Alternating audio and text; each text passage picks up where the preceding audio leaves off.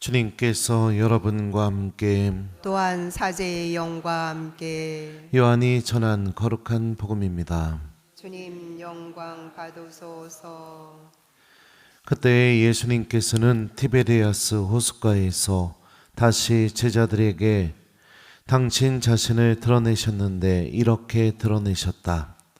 시몬 베드로와 쌍둥이라고 불리는 토마스, 갈릴레아 카나 출신 나타나엘과 제베데오의 아들들, 그리고 그분의 다른 두 제자가 함께 있었다.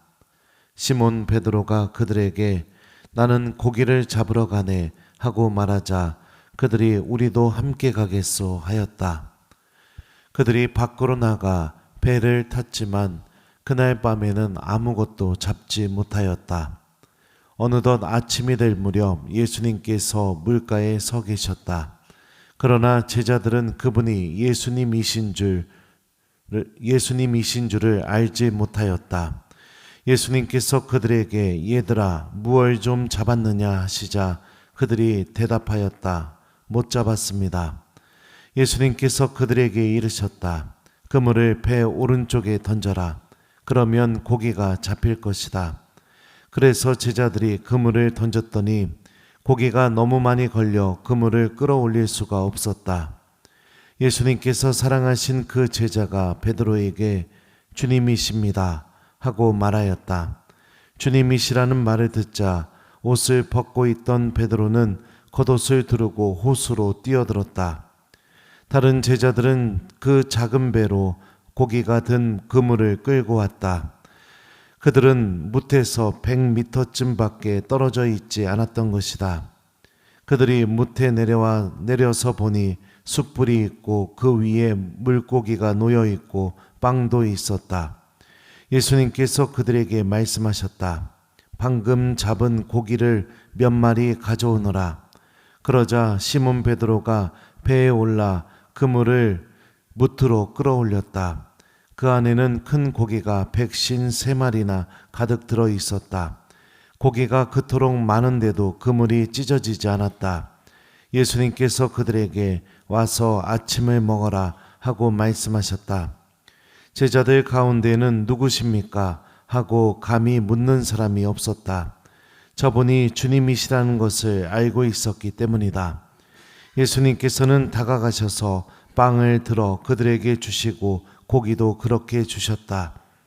이렇게 예수님께서는 죽은 이들 가운데에서 되살아나신 뒤에 세 번째로 제자들에게 나타나셨다. 주님의 말씀입니다. 그리스도님 찬미합니다. 오소서 성령님. 예수님께서는 다가가셔서 빵을 들어 그들에게 주시고 고기도 그렇게 주셨다. 안녕하세요. 여러분들은 요리 잘하죠? 제일 잘하는 게 뭐예요? 1번 김치찌개, 2번 된장찌개, 3번 청국장. 뭐를 제일 잘해요? 다 잘해요? 네. 전 독일에서 독일 수녀님들하고 1년 가까이 독일어 배워야 돼서 거기서 지내던 중에 그 독일 수녀님 한 분이 식사 중에 저한테 이런 질문을 하셨었습니다. 우리 김재덕 신부님은 요리를 좋아합니까? 이렇게 물어보더라고요. 그래서 제가 예, 저는 요리를 좋아합니다. 그랬죠. 그랬더니 그러면 요리를 하는 것도 좋아합니까? 물어보더라고요. 그래가지고 제가 그 수녀님한테 이랬어요. 정말 죄송하지만 하느님께서는 저에게 주신 능력이 남이 요리한 걸 맛있게 먹는 능력만 주셨습니다. 이렇게 대답했더니 수녀님이 막 웃으신 적이 있었습니다. 지난 우리 본당 전 본당에 있을 때 선배 신부님 한 분이 저한테 갑자기 전화를 하셨어요. 그 본당 근처인데 지나가고 있는 중인데 밥 좀 줄 수 있냐고요. 그래가지고 제가 어떻게 해요? 그래서 신부님 오셔요.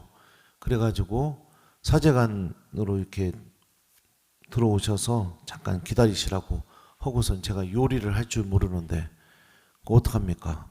그래서 그 냉장고를 열어보니까 이렇게 냉면 끓여가지고 이렇게 먹을 수 있는 인스턴트 냉면이 있어서 신부님한테 혹시 냉면도 괜찮으십니까? 해서 이제 괜찮다고 해서 그 면을 삶아가지고 이렇게 해가지고 이렇게 드렸던 적이 있었어요. 근데 신부님이 너무 맛있게 드시더라고요. 근데 몇 번 해보지는 않았지만 제 경험상 요리할 때 보통은 그 먹을 그 음식을 먹을 사람에 대한 애정과 사랑이 보통 담겨져서 요리를 하는 것 같아요. 보통 여러분들도 그러지 않나요? 요리하면서 더럽게 맛없어라, 먹고 체해라, 이러면서 요리하는 사람이 있어요. 그죠? 예. 보통은 맛있게 먹었으면 그 간도 보고 그러면서 내 마음이 요리는 하고 있지만 온통 그 음식을 먹을 사람이 잘 먹었으면 하는 마음이 담겨져 있게 되겠죠. 예수님께서 제자들에게 아침을 차려주셨다는 게 어떤 의미일까요? 이 제자들은 여러분들 예수님 버렸어요. 그리고 예수님 모른다고 했고요. 다 도망갔어요. 가장 힘들 때 믿었던 사람이 나를 버린다고 생각해 보세요. 가장 어려울 때 내가 정말 사랑했던 사람이 사람들이 있는 앞에서 나 저 사람 모른다고 그렇게 했다고 생각해 보세요.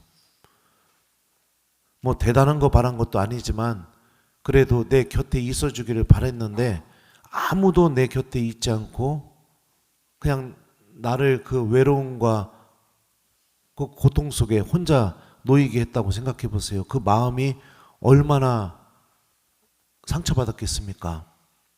그리고 그런 짓을 저질렀던 제자들이 예수님을 만날 때마다 마음이 어떻겠어요? 기뻤을까요? 기뻤을 수도 있겠지만 우리 경험을 통해서 알죠. 잘못한 게 있으면 만날 때마다 부담스럽고 막 만나기도 좀 그렇고 그러지 않을까요? 근데 예수님은 그런 제자들에게 아침을 차려주셨습니다. 아침만 차려주신 게 아니에요. 어떻게 하셨느냐? 예수님께서는 이렇게 가셔서 빵을 들어 그들에게 주시고 고기도 그렇게 주셨다. 빵도 떼서 주시고 고기도 떼어가지고 주고 옛날에 밥을 먹으려고 이렇게 숟가락으로 밥을 이렇게 뜨면 그 엄마가 어떻게 합니까? 맛있는 반찬 있으면 그 숟가락으로 뜬 밥 위에다가 얹어주죠. 그죠? 여러분들도 해봤어요? 남편한테도 해봤어요? 하여튼 그 밥 위에다가 그 반찬을 얹어준다는 건 어떤 의미예요? 정말 사랑하니까 이거 너무너무 맛있으니까 그렇게 얹어주는 거죠. 그거랑 똑같은 겁니다. 제자들은 부활하신 예수님과의 만남을 통해 느꼈던 것이 무엇이냐? 그럼에도 불구하고 예수님이 나를 사랑하고 계시는구나. 이거를 느꼈어요. 내가 주님께 등을 돌리고 버리고 모른다고 하고 떠났어도 그래도 예수님이 이런 나를 사랑하고 계시는구나. 이거를 마음속 깊이 느끼게 된 겁니다. 이 사랑을 느끼게 되면요, 어떤 일이 벌어지게 되느냐? 변화가 일어나요. 사람 안에서요. 내가 이렇게 못됐는데도 이런 나를 정말 사랑하고 있구나.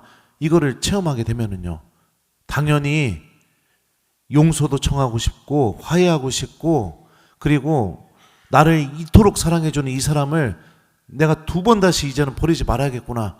이런 마음이 든다고요. 오늘 일독서가 그 모습이에요. 베드로가 완전히 바뀌게 되었습니다. 그죠? 일독서를 보면 베드로는 이렇게 말해요. 그때 베드로가 성령으로 가득 차 그들에게 말하였다. 사실 사람들에게 주어진 이름 가운데에서 우리가 구원받는데 필요한 이름은 하늘 아래 이 이름밖에 없습니다. 예수님의 사랑을 체험한 베드로는요, 이제 더 이상 도망가지 않습니다. 더 이상 사람들에게 예수님 모른다고 얘기하지 않아요. 감옥에 갇혀도 더 이상 두려워하지 않습니다. 완전히 새롭게 변화가 일어나고 그리고 그의 삶이 바뀌게 된 거죠. 이 사랑이 우리를 향해 있습니다. 우리도 이 사랑의 주인공이죠. 주님께서는 여전히 여러분들을 사랑하고 계십니다. 여러분들이 어떤 삶을 살아왔던지, 지금 또 어떤 상태로 예수님 앞에 앉아 있던지, 그리고 여러분들 내면 안에 어떤 어둠이 있던지, 어떤 잘못이 있던지, 그럼에도 불구하고 예수님은 여전히 여러분들을 사랑하고 계십니다. 이 사랑을 체험하고 느끼게 되면 우리들도 베드로처럼 변화가 일어납니다. 겁쟁이가 아니라, 두려움 때문에 피하는 것이 아니라, 나를 이토록 사랑하고 계시는 그 예수님에 대한 사랑이 나를 움직이게 만듭니다.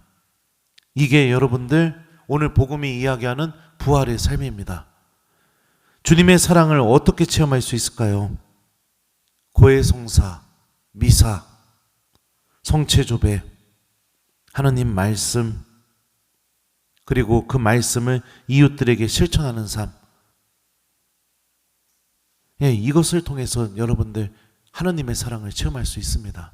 근데 이거를 내가 중요하게 여기지 않고, 그리고 그냥 마치 짐처럼, 일처럼 해나간다면 하나님의 사랑은 끝까지 체험할 수 없을 겁니다. 끝까지 체험할 수 없을 거예요. 예전에 신부님 한 분이 저에게 찾아와서 자기 고민 이야기를 이렇게 했던 적이 있었습니다. 근데 그 신부님이 굉장히 아파했었고 힘들어했던 일이 예전에 저도 겪었던 일이에요. 그래서 그 얘기를 다 들은 다음에 제가 그냥 이 말 한마디만 했어요.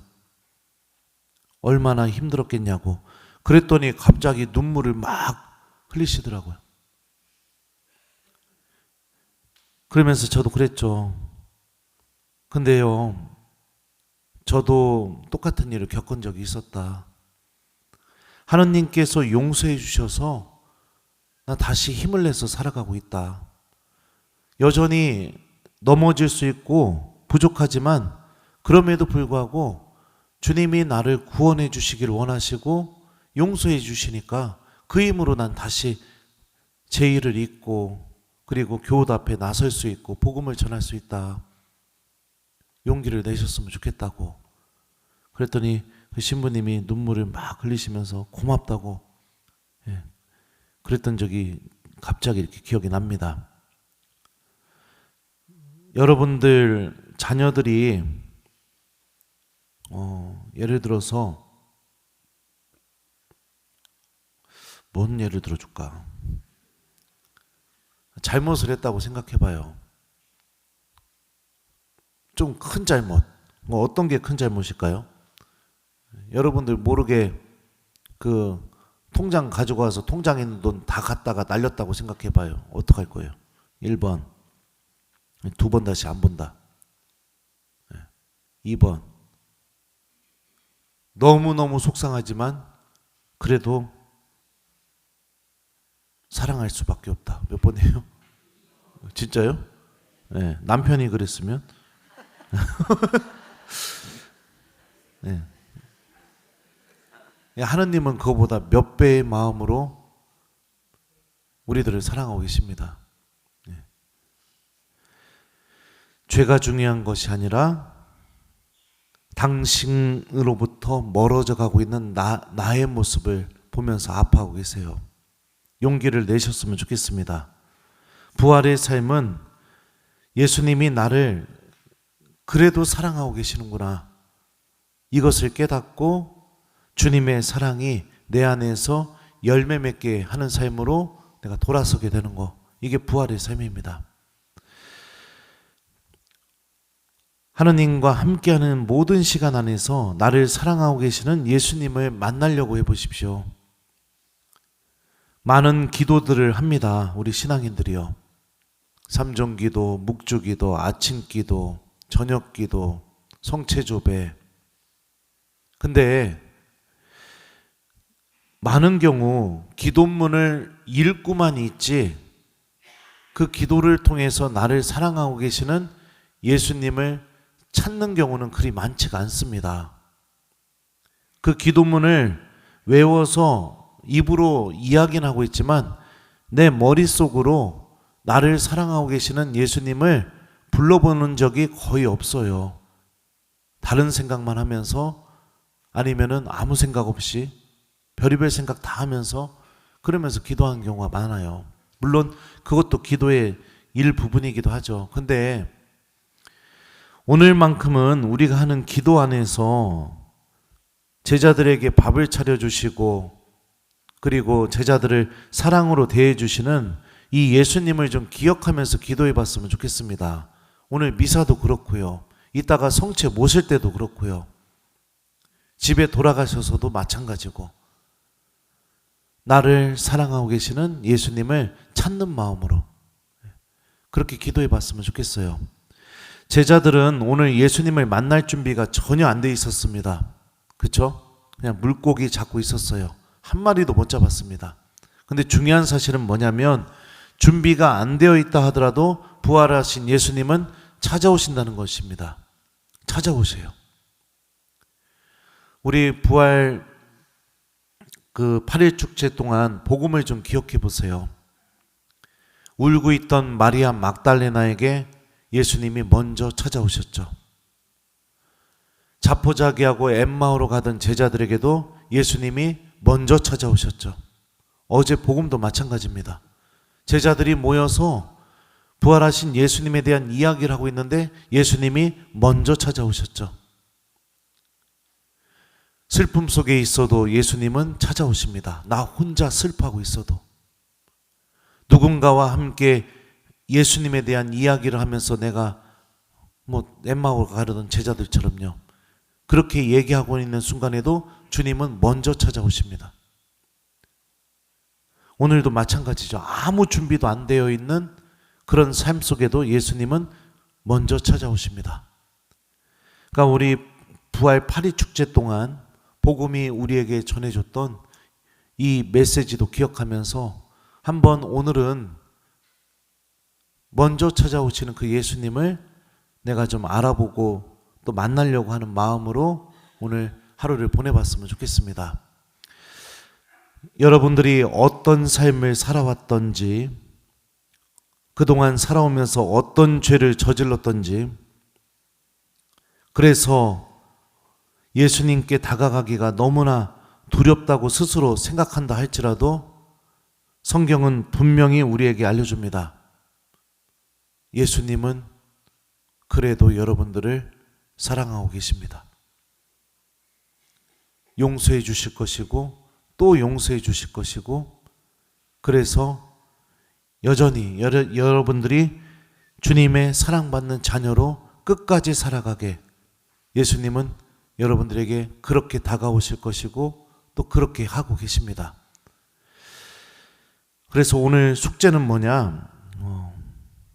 나를 사랑하고 계시는 예수님을 좀 내가 만나는 하루를 보내기 이게 숙제예요. 그래서 성취주배도 하시고 묵주기도도 하시고 이따가 기도도 하시고 할 때 습관적으로 막 그냥 입으로만 하는 기도가 아니라 성호경 듣고 내가 기도문을 내 입으로 이야기하는 순간부터 머릿속으로 아침을 차려주시는 예수님, 나를 사랑해 주시는 예수님, 그 예수님을 좀 내가 떠올려보고 그분을 만나려고 하는 마음으로 우리 오늘 하루 이렇게 기도해보는 그런 하루를 보냈으면 좋겠습니다. 예수님께서는 다가가셔서 빵을 들어 그들에게 주시고 고기도 그렇게 주셨다. 아멘.